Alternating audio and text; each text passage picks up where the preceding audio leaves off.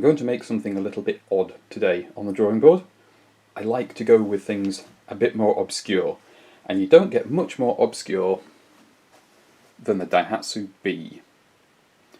You may never have heard of one of these. I hadn't until a few years ago. It's a small car made by Daihatsu of Japan, and it has 3 wheels.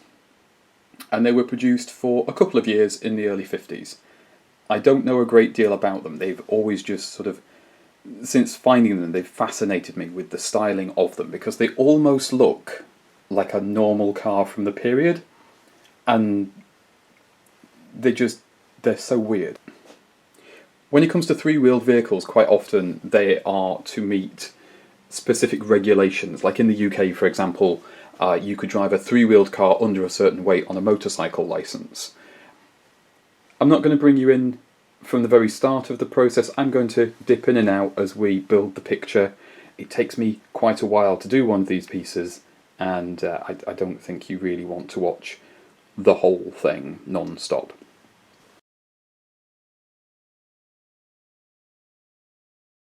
This is our reference image that we're working from. Now, I had a look for various different pictures of the bee, and this was the best one I could find that showed me the majority of the details. The only challenge is some of the resolution on the image is not great for figuring out some of the smaller details. Like, I can't quite tell what this sticker in the window is. I can't quite make out the details of the bonnet crest. Well, it's not on the bonnet, is it? There's a bit of guesswork involved.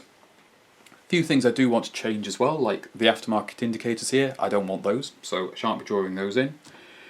But fundamentally, this is the image you will see when I'm done, just changed into my style. The other thing worth noting is the bonnet is slightly open.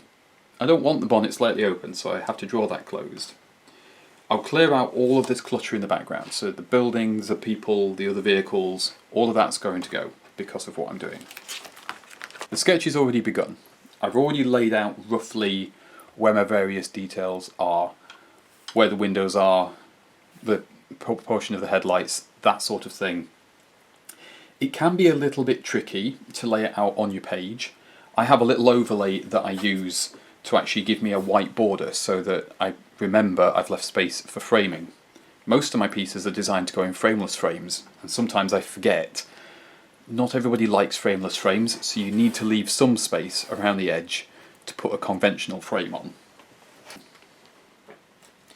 Now it's just a case of going through and keeping your reference material to hand so that you can look back at it and make sure that the look of your sketch is about right. I like to keep the reference either next to me on the desk here, or where you can't see off camera, just at the top there. And it just keeps you on track. Most people want the pictures to be very accurate, and honestly that can be very difficult, especially when everybody's version of accurate is different. I want to put across the feeling of the vehicle I'm drawing, so the character, and the Bee is quite a characterful little car, but it's quite a challenge to do that when you don't actually have it in person in front of you, and honestly it's very unlikely I'll ever have a Bee in front of me in person, given how short a period of time I made them for. And you can see there's various different lines on my sketch here. When you're cleaning off, use a brush. It doesn't have to be an expensive one. If you blow the rubber shavings out the way, you might accidentally spit on your page. And if you use your hand, you might accidentally smear and put smudges on, which are then a nightmare to remove. So don't do that.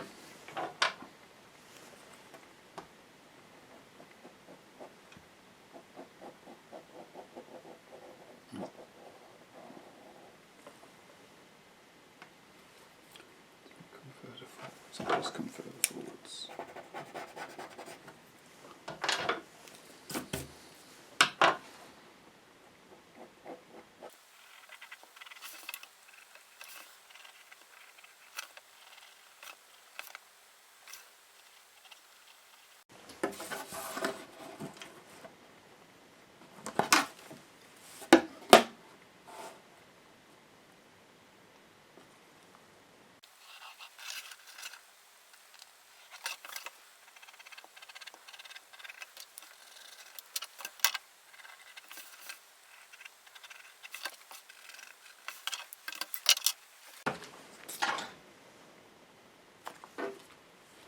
There is something I need to double check. On the reference there's this triangular mark here, and I'm not sure if that's a vent or just a sticker or some sort of, mistake on the photograph.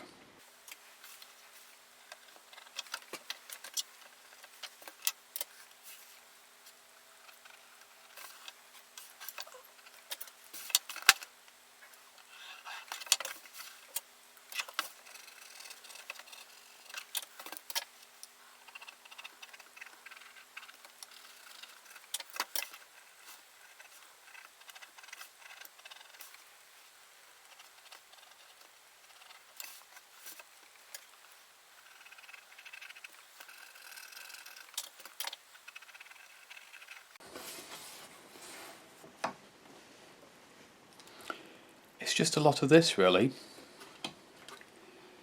Going around tidying up the lines, figuring out where things should be, removing construction lines, and going all the way through until we're ready for ink.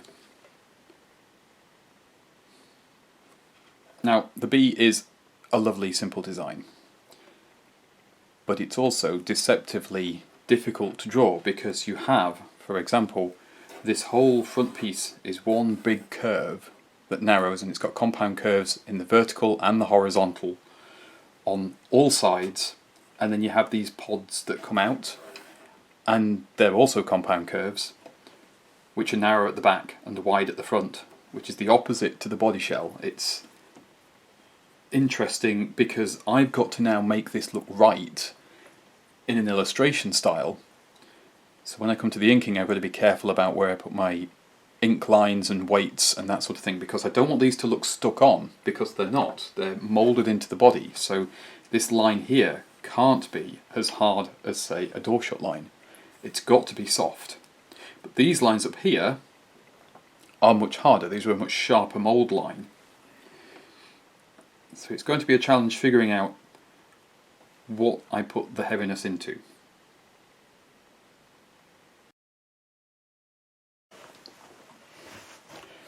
We're a little further along here, and I've been doing a little bit of research.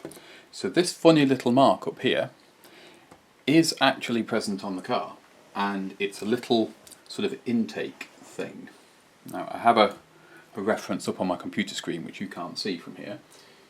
So, looking at the way it is on my photo reference, I've just realised that line there, here's a little challenge that sometimes happens. So this line on the back of the car here is actually wrong, because what I've accidentally done is I've mistook a shadow there and that person's leg for being the back of the car. So I've followed this line here, which is actually that person's calf, and the back of the car is actually here. So I just need to fix that. But the reason I've noticed that is because, well, one, I'm looking at colour photos, whereas my reference here is black and white. But because of this triangular shape here, I can see on other photos of the car that the bodywork couldn't possibly go back that far. This is the challenge when you're working with photos instead of the real thing. So we've got the peak of the wheel arch and then about there. Okay.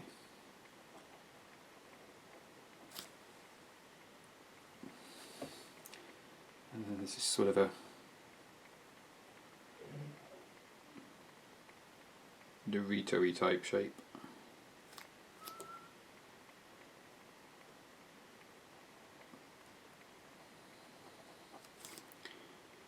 And there's no bodywork that comes out beyond the point of this, so this is just sort of like a hole cut into the side of the car where you might expect the back door to be.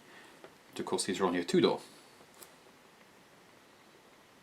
Doesn't look quite right, I think. There we go. Let's get rid of that piece. It also doesn't help the sort of proportions and shapes of this car is very odd. They're not really exactly what you expect. The other thing, the little sticker up in the top here, from what I can figure out, I think this is sort of like an inspection sticker. I'm not very up on my Japanese legalities with what cars have, but I think this might be sort of somewhere between a tax disc and an MOT disc. Anybody out there that knows more about Japanese cars, do let me know, because I don't know on that. On the artwork, because I don't want to get this wrong, I'm actually going to just omit that, because there's nothing worse than a detail that's incorrect. So if I don't put the detail in, I can't get it wrong.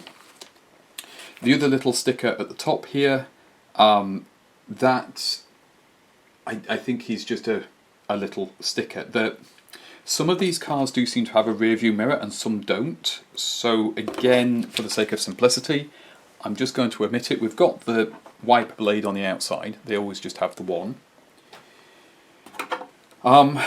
The thing I could figure out as well, the mascot on the bonnet there is, it looks like a little airship. So I think that's what that is. It might be a rocket, but it looks a lot like a little airship. I'm still hunting down a slightly better look at this emblem here. I think this is just a Daihatsu badge, so it'll probably have a D on it or something like that, I'm not sure. I think these predate Daihatsu exporting to the Western market, so I don't know, we'll see. All that's left to go on the sketch now is the shadow of the front wheel, because you can't really see it, and the front bumper. Everything else is put in to the point I like to get it for inking. I have the ghosting for the background. I think I know what I'm doing with the background. You'll either love it or you'll hate it. Yeah, it's getting there. We're almost there. For such a simple car, it's actually been quite a bit more work to figure out than I expected.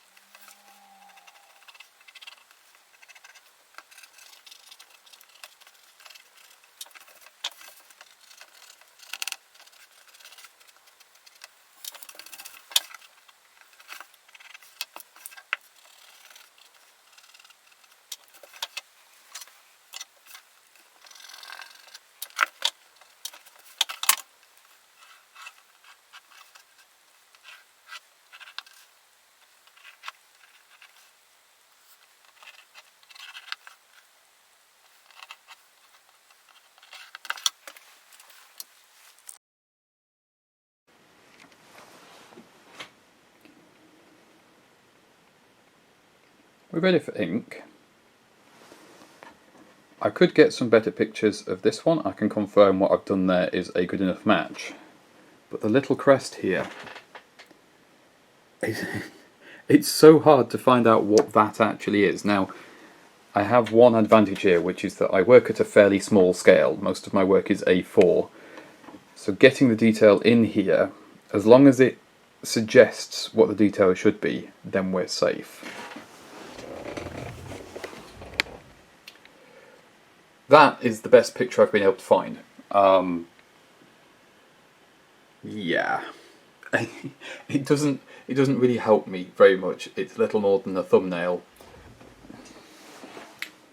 but I think we've done okay there. I think that looks as I want it to. It's got the right kind of character to it. The headlights have that slightly apologetic look about them. The back wheels tucking massively into the body. Yeah, it's got the right kind of look. It's a Daihatsu Bee.